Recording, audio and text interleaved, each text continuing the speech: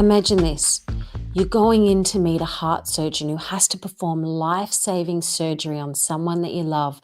And they walk out of their office wearing a daggy old grey tracksuits with holes in the knees and a worn, dirty sneakers and grotty fingernails.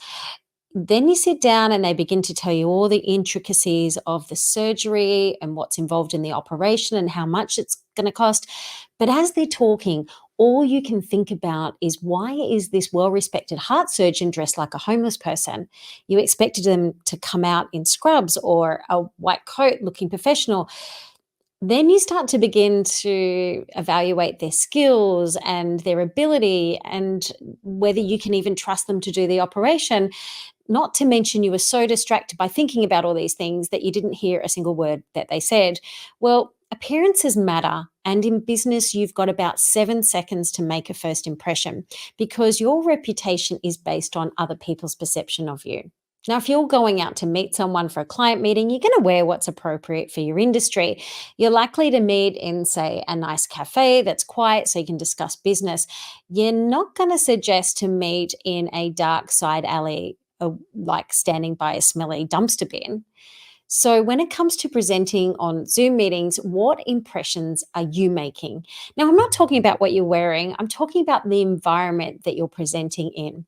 If you do discovery calls, client coaching, online presentations, or webinars, your setting and the gear that you use or don't use is forming that impression of you.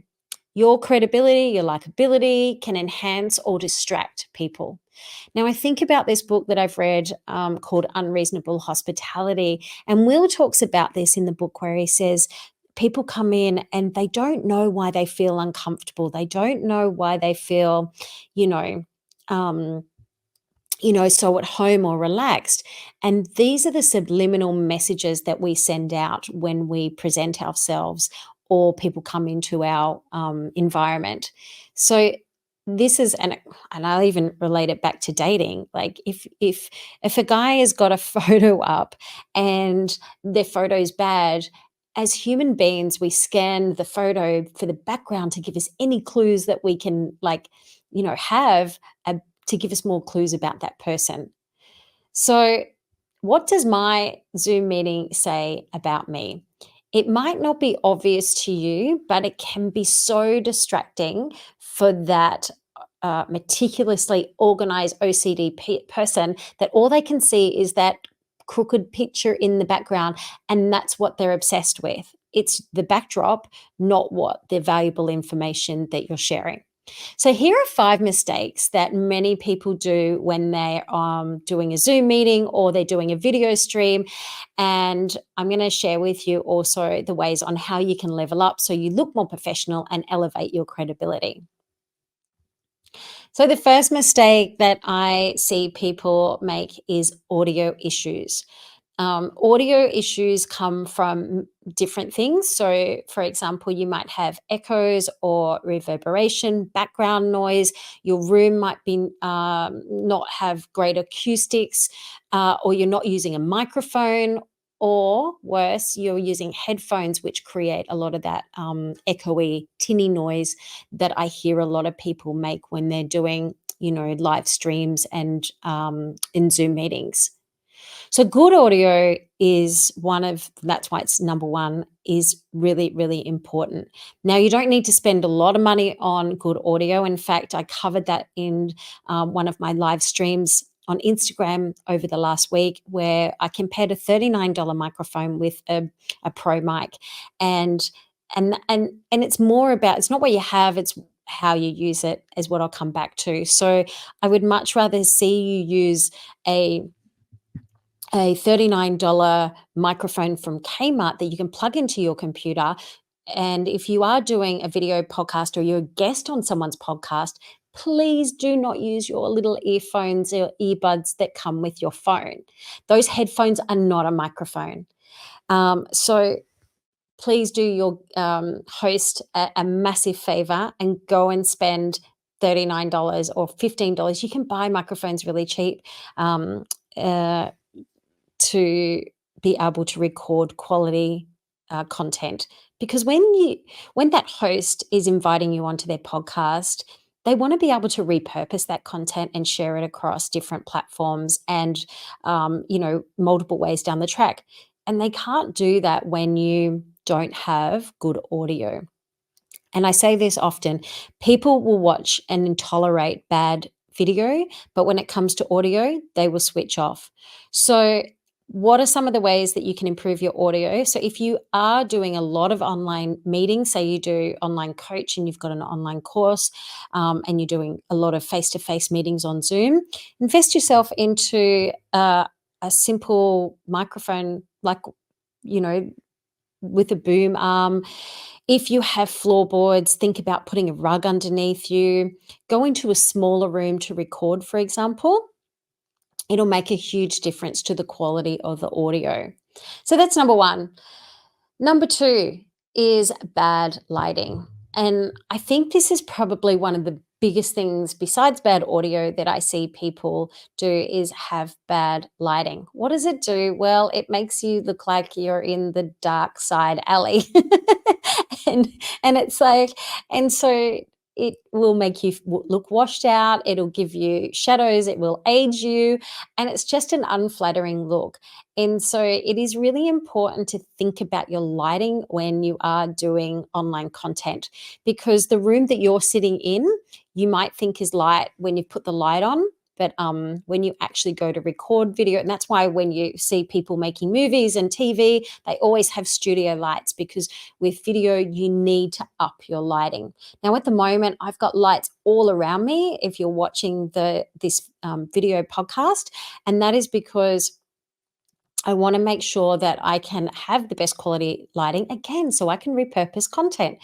Now, when you do a lighting setup in your office, for example, I talk about the 3-point lighting system. So that is having one key light, which is just to the side of you and just tilted up, looking down on you a little bit. Okay, so that's your brightest light.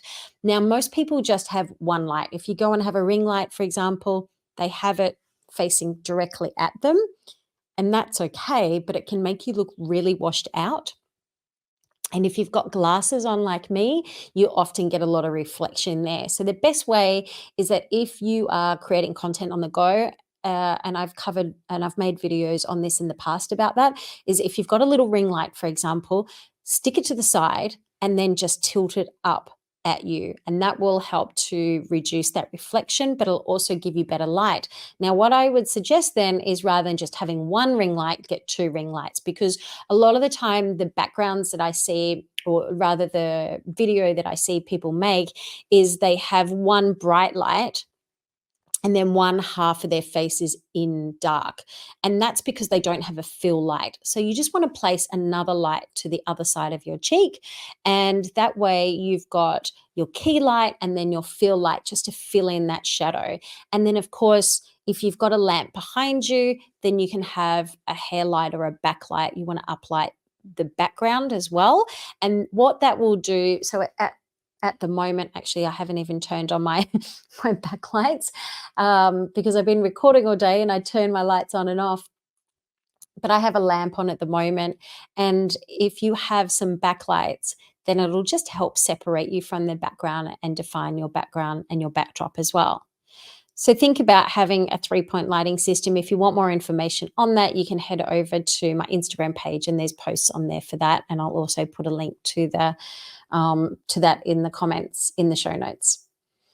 Lighting as well. If you do have an office, one of the mistakes I see people make is they've got a pretty background. They might have an ocean view or a pretty landscape view, and they will position themselves with their camera facing the view. And what happens then, you end up getting washed out because the background is brighter than the light on your face. So if you do have a pretty background, you need to make sure that you got more lighting on your face than what's coming in at the background. And of course, the way around that is to face your window and not have the view, or even just on the side is another way of doing that. So you need to make sure the light is on your face as opposed to behind you, the prominent light, I should say.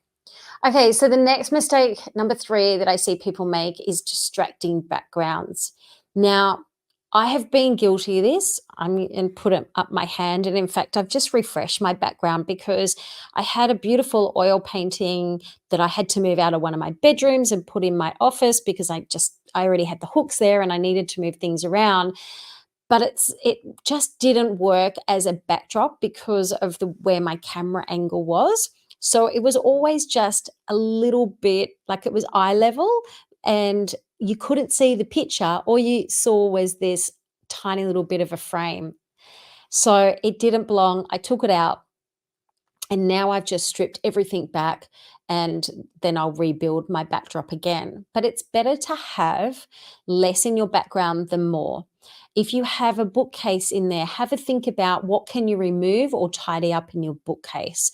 If you have a bookcase on there, think about adding some little lights, just again to give a little bit of a backlighting, which will help to make your environment look more professional. Now, I know that we have, green screens that we can use now, and that's fine. Although I think we can do better. A fuzzy virtual background is okay if that's all you've got. But if you are doing regular, and this is what I'm talking about, if you are setting up your home office where you are doing regular coaching calls, presentations, webinars, meetings, then think about what your backdrop looks like rather than just putting on a really hazy blur effect or some fake background, because it really does make a difference to the professionalism that you're trying to convey, because essentially this is your office. This is like people coming to your office in person. And the biggest no-no I want to say is that if you have a bed in your background, please don't. I know everybody did it over, 2020 and everything, but please do not have a bed in your background. If you have to broadcast in your room, in your bedroom, then turn your computer around and face your bed. And that way, the background for the people are looking at a blank wall or a wall. But please do not ever have your bed in the background.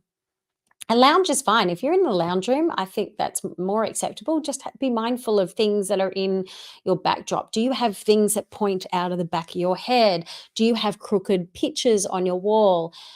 They can be really, really distracting. So just have a look in your background and see if you can clean it up. And the best way to do that is just go back and look at your previous Zoom meetings and rewatch them. And that's how I constantly always fine tune my lighting, because often I record late at night or very early in the morning when it's dark. So I have to really up my lighting to make sure that I'm not in shadows everywhere. All right, so number 4 mistake that people make when they're doing Zoom meetings or video streaming is unflattering camera angles. Now, this is one of the look, they're all big. I know I've said that. Bad audio, bad bad lighting, distracting backgrounds, but unflattering camera angles really, really do make me just wanna say, pick up your laptop. Okay, so with camera angles, most of us are probably, using the webcam on our laptop, and our laptop is on a desk. So therefore, we are looking down at the camera lens. Now, when we talk about videoing and techniques with camera angles, everything sends a subliminal message. So if you look at a movie, different styles of movies, if I want to convey a sense of dominance and an authority, the cameraman will shoot pointing uh, from the point of view looking down at the person. So therefore they have to look up.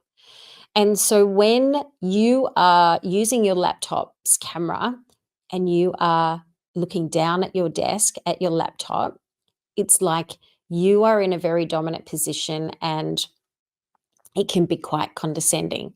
So the easiest fix for that is just get a box, pop your laptop up on there so it brings it to eye level. Really simple. Now, the other thing on the other end of the scale, a lot of people have webcams. And when you have webcams, again, you end up with a sore neck if you're doing Zoom meetings all day, but then you're looking upwards. And when you are looking upwards, again, it actually works in the reverse, where instead of having a dominant authority stance, it becomes the opposite, where you lose credibility, you lose authority. Because if you think about back in the movies, if you want to convey somebody who's smaller than you or younger than you that you're, they're in trouble and things like that, then of course their point of view is going to be looking up. So how to fix that? Again, if you have a webcam, look and see, does it have the option to do a multi-mount on there? Because if it has a multi-mount, you may not be able to, because a lot of people have their monitors raised up and they're on a stand. So all of a sudden your webcam is up here as opposed to here where I'm looking now. At the moment, I stream with my Sony E10 with the 16mm lens on it. So my camera is literally no more than my arm's distance away. However, I sit it just at my eye level here, so I'm looking at you. So just have a think about your camera angle if you are using a webcam or your laptop for that, and just get it back to eye level. Now, the other thing that I'll say is that if you are doing more content and the majority of your business is done using online, then have a think about updating. And number 5 is using outdated webcams or poor quality cameras to broadcast with. Now, these days, our phone will give us 4K quality. Our laptops, like I've got a MacBook Pro, and the quality camera on that, the camera quality on that is actually pretty good. However, if you do want to level up your content, then have a think about how you can update your hardware that you're using to record video. So I went out last weekend and this was based on members in Content Catalyst, which is my marketing hub membership. And we were talking about backdrops, because this month inside Content Catalyst, we were talking about tech and gear. And we did an audit on our backdrops and set up our studios. So little things make a huge difference, and often it's just a little tweak here and there of what you're already doing to maximize that space to get the best quality audio, video, and background as well. So I went out on the weekend and I got 4 webcams, and here are my reviews of those webcams. So I started with a $49 budget cam and I went right up to the top end, 4K quality. So let's have a look at what I rated and see which is right for you if you need to update your camera. So the first one I did was a budget $49 pick, which was from Officeworks. It's their house brand, which is their J Burrows brand.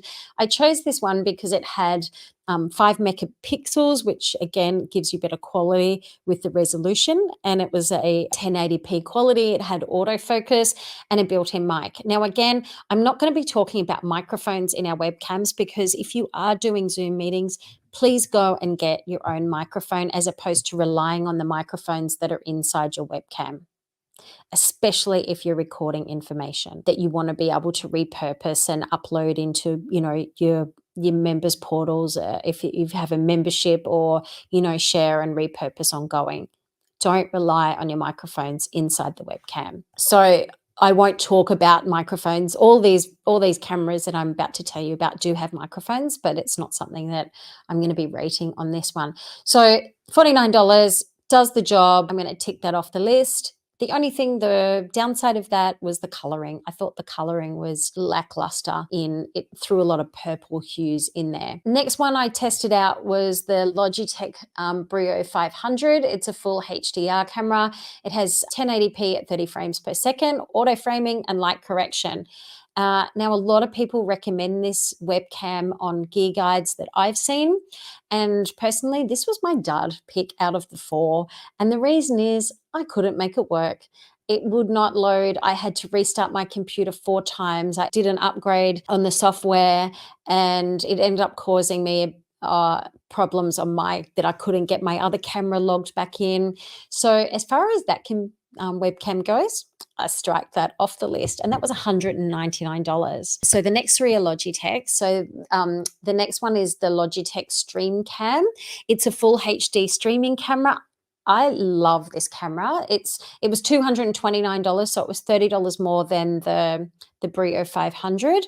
But what I loved about this, it's 1080p at 60 frames per second. So all the others that I've told you about are 30 frames per second, where this is 60 frames per second. And what that means, it's just going to give you a lot more smoother content. It has an autofocus tracking.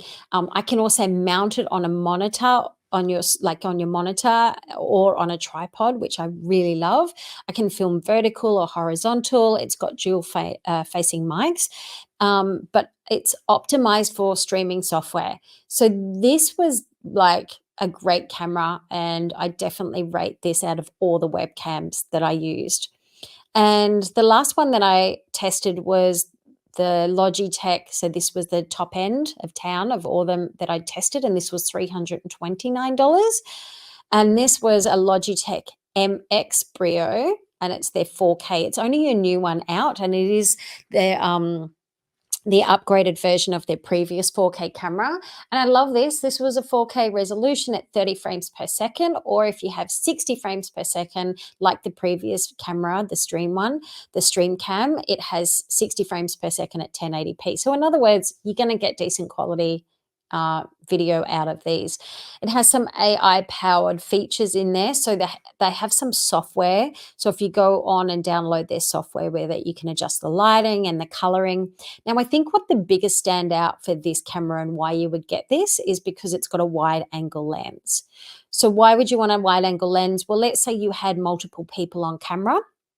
Let's say you were in a kitchen cooking and you wanted to have a 4K camera while you were cooking and you wanted to show off your kitchen. That's, I guess, the reasons why I could think of why I would use those cameras, so I can mount it, on a tripod as well. However, I think it is a little bit expensive. It's a bit overkill, unless I needed that wide angle lens. So I would probably go out of my pick out of all the cameras was the Logitech Stream Cam, which was $229. I'll put all those details in the show notes as well if you want to know. So essentially, let's just recap. Here is if you want to level up your recording space when you are doing Zoom meetings or video streaming, let's just look at assess your audio. If you don't have a microphone, go out and invest in a microphone that sits at your desk. And if you are using your headphones, like your little earbuds and things like that, again, think about upgrading that onto a specific microphone because it will make a really big difference to the person on the other end. You may not hear it, but I hear it. And like I said, when it comes to the little things that people pick up on, they don't know exactly what it is, but they know something's irritated them.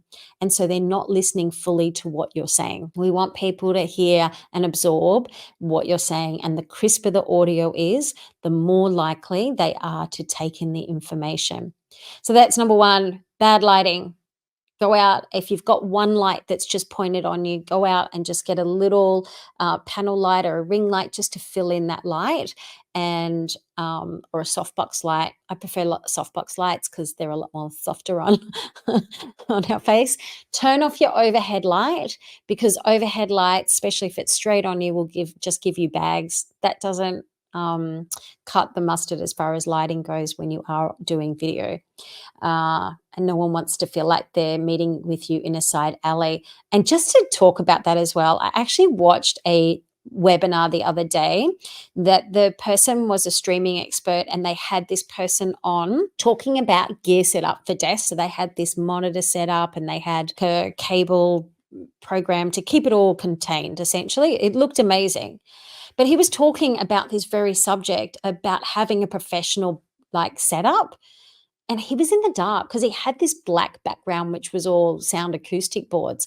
But the problem was I could barely see him, and it just bothered me the whole time watching the webinar. So that's why instead of listening to what they were talking about, I was so focused on just that one thing where I just couldn't stop thinking, and I just wanted to say in the stream going, your lighting sucks. It's like, so yeah, that you don't want people thinking about the problems in your setting. Number 3, distracting backgrounds. Just have a look at some of your previous recordings and look at how you can clean up your background. If you have wallpaper, the other thing about backgrounds, if you can, sit off the wall. Do not sit directly on the wall. You want a little bit of depth of field on there.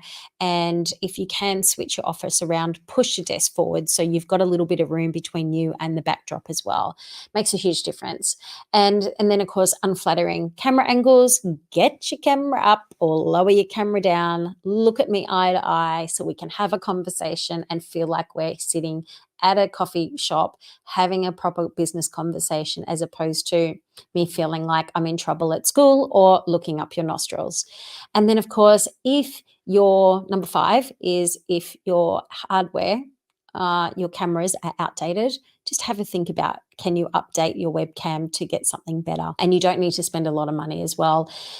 Look, that's all from me. The only other thing I'll add to it, and I didn't talk about wardrobe making first impressions. I'm going to grant that you know how what you need to wear on camera to make a professional impression, because just because you professional doesn't necessarily mean you have to wear a suit. You just need to dress that's appropriate for your industry, right? I work with a lot of winemakers and farmers, so if they wore a suit on camera, it'd be ridiculous. It's more about making those other settings impactful, because even when I said to you before about audio, like the worst thing that I drives me nuts is if you are streaming or doing a meeting in a noisy background and you've got people walking in and out of your setting. Go and find somewhere quiet. Go and sit in your car if you have to, because I cannot hear what you're saying while people are walking in and out of your camera. So just think about that as well, as far as a noisy environment. However, if you do want to know what to wear on camera because you're doing something more than, say, your daily, like Zoom meetings with people you're familiar with are different than the first time you want to make an impression. Let's say you're doing a webinar to sell something, or a masterclass. You want to think about what works for you. So colors have meaning. So block colors, wear something that's a block color. If you want to convey authority and trust, this is why we have, color theory with, branding, is because, colors like blue convey, trust and authority. If you're talking about fun and bright and sunshine, yellow, so have a think about the colors. Of course, seasons, like I went to put on my bright colored green and I'm like, no, I don't feel like, spring or, summer anymore. So I put on my winter green. I love caramels and I wear a lot of that in winter, but it doesn't necessarily convey well on camera. So I'll often change my jacket or my jumper or whatever if I am going to be doing a presentation. So yeah, avoid stripes because they do strobe. And sometimes I see presentations where people are wearing really busy blouses with prints on them and things. Keep it really simple. Block colors are best. Avoid your stripes because they strobe on camera. So there you go. There's my 5 mistakes to avoid to make your Zoom meetings more professional and make lasting first impressions, to level up your credibility and likability when you're doing business online via Zoom or Google Meet or StreamYard or whatever you're using to get your message across online. I hope this helps. If it has, what's your biggest thing that you're going to do as far as a takeaway? Go and do an audit on your backdrop. Get somebody else to look at it and give you feedback as well, because sometimes we don't see the forest for the trees, and just little tweaks can make a huge, huge difference, because at the end of the day, when you are creating content, you want to be able to repurpose it, get the best out of what you can. The other thing is, when you position yourself in camera, at the moment I'm shooting horizontal, if you sit yourself back a little bit from the camera as well, it gives you the opportunity to be able to repurpose it into vertical video and trim it up without your face being really close up in the, in your reel. So anyway, there's a few tips. I hope that's been helpful. If it has, please tag me on Instagram and let me know what was your favorite tip and what are you going to audit in your background. Thanks again for listening. Until the next episode of Content Catalyst.